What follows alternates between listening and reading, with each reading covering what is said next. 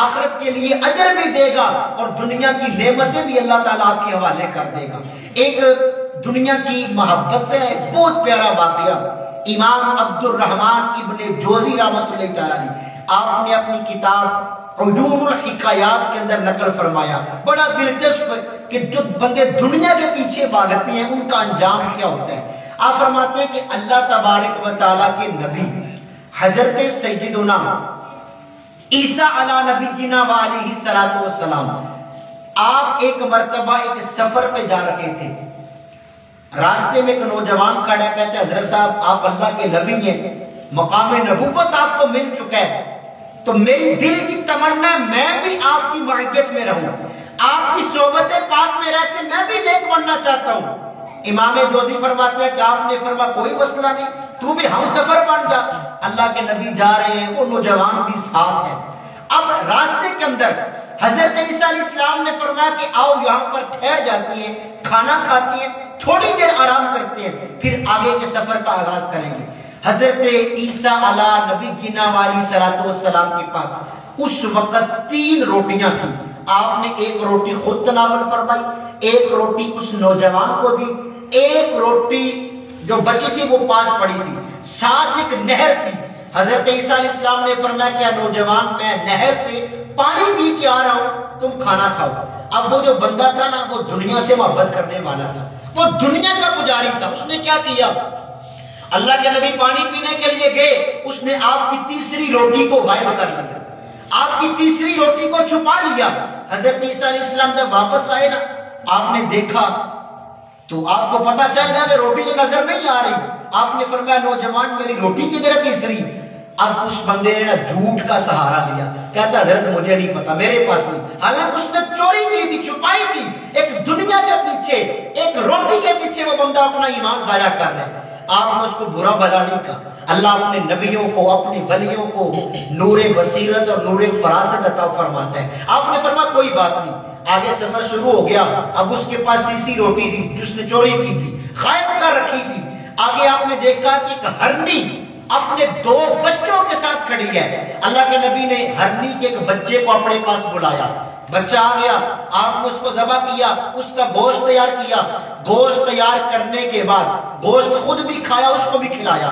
جو ہڈیاں بچی نا آپ نے فرمایا کہ ہڈیوں تم اللہ کے حکم سے دوبارہ ہرنی کے بچے کی شکل میں تبدیل ہو جاؤ۔ اللہ نے کرم کیا، وہ ہرنی کا بچہ دوبارہ زندہ ہو کے کھڑا ہو گیا۔ حضرت عیسیٰ علیہ السلام نے فرمایا کہ اے نوجوان تجھے اس ذات کی قسم جس نے میرے ہاتھوں تجھے یہ معجزہ دکھایا، مجھے بتا میری تیسری روٹی کدھر گئی؟ اس نے کہا حضرت صاحب مجھے نہیں پتا، میرے پاس نہیں۔ اللہ کے نبی کو جب پتا تھا میرے اور اس کے علاوہ کوئی بندے یہاں میں کوئی نہیں، پھر بھی وہ مکر گیا، بے ایمانی سے کام لیا۔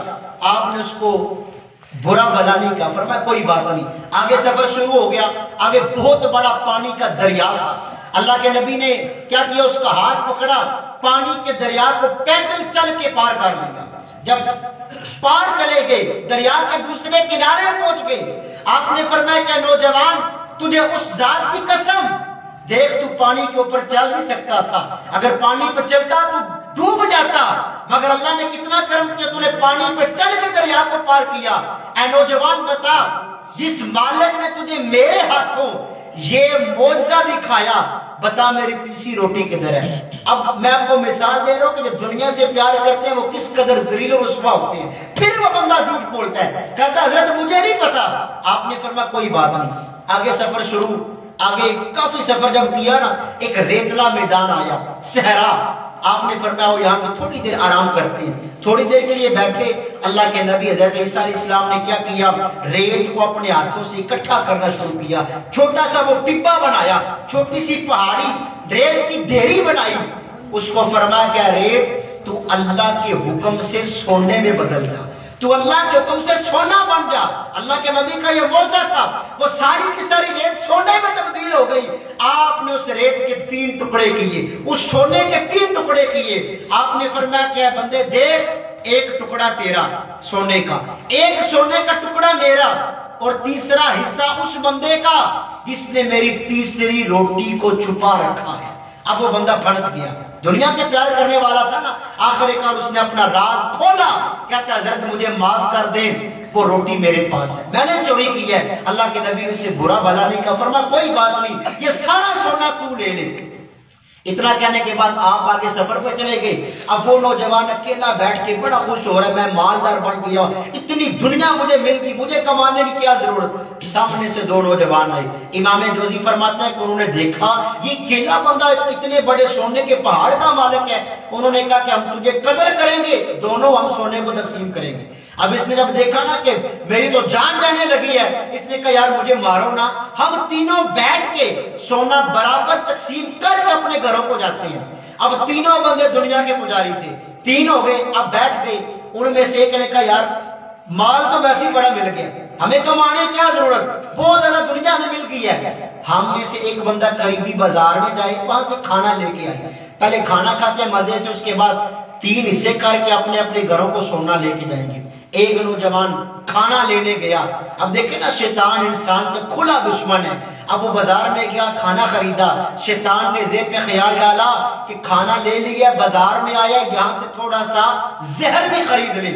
اب اس نے سوچا کہ کھانے میں زہر ڈالتا ہوں نا، جاؤں گا ان دونوں کو کھانا کھلاؤں گا جو سونے کی رکھی بیٹھے ہیں، جب کھانا زہر والا ان کے جسموں پر اثر کرے گا دونوں مر جائیں گے، میں اکیلا پھر سونے کا مالک بن جاؤں گا۔ مگر انہیں کیا پتا ان بطش ربک لشدید، اللہ کی پکڑ بڑی سخت ہے۔ اب یہ بندہ کیا سونا کھانا لیا، اس کے اندر زہر شامل کیا، چلا گیا۔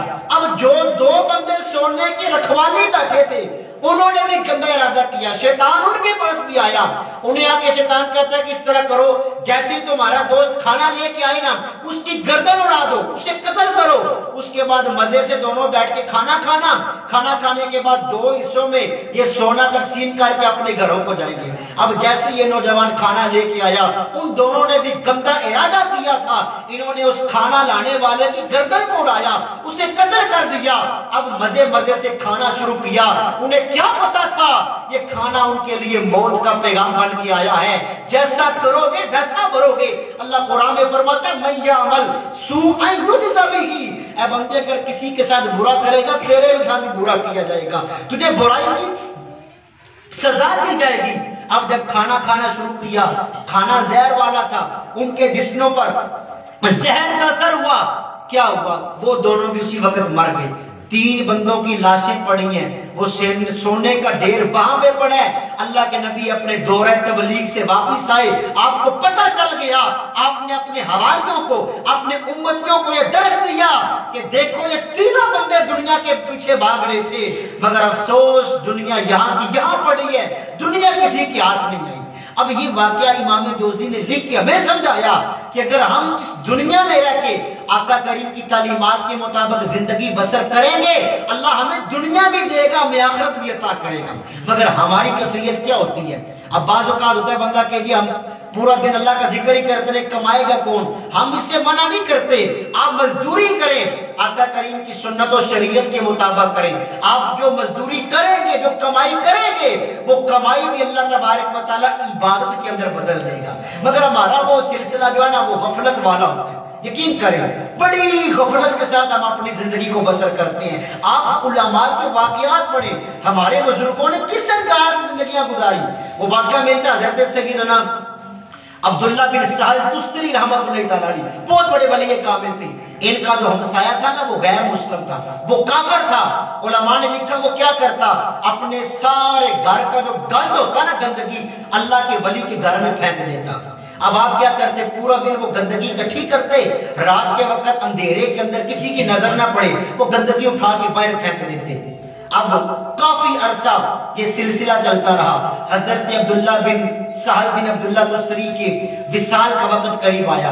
ایک دن آپ نے اس کافر کو اپنے گھر میں بلایا اور اس کو فرمایا کہ میں تمہارے سامنے یہ بات بیان نہیں کرنا چاہتا مگر میری مجبوری ہے کہ چند دنوں کے بعد میرا انتقال ہو جائے گا۔ اب وہ بندہ کہتا ہے حضرت کیا مجھ سے کام ہے آپ کو؟ آپ نے فرمایا دیکھ میرے گھر کے اندر کیا پڑا ہے۔ اس نے کہا یہ تو گند ہے، گندگی ہے، اس سے بدبو آ رہی ہے۔ آپ نے فرمایا یہ روزانہ تیرے گھر سے آتی ہے۔ اب عاجزی کا جو تھا نا وہ دامن آپ نے نہیں چھوڑا، وہ کہتے ہیں زید صاحب میرے لیے کیا حکم ہے؟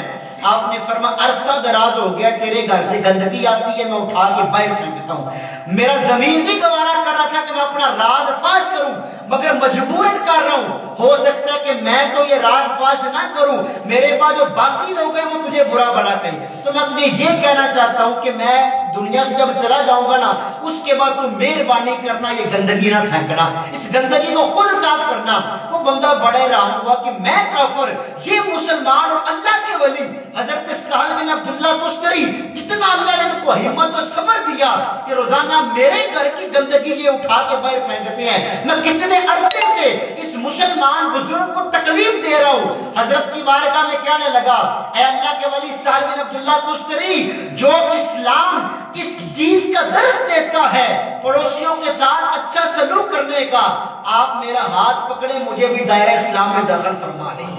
اب مقصد کے بعد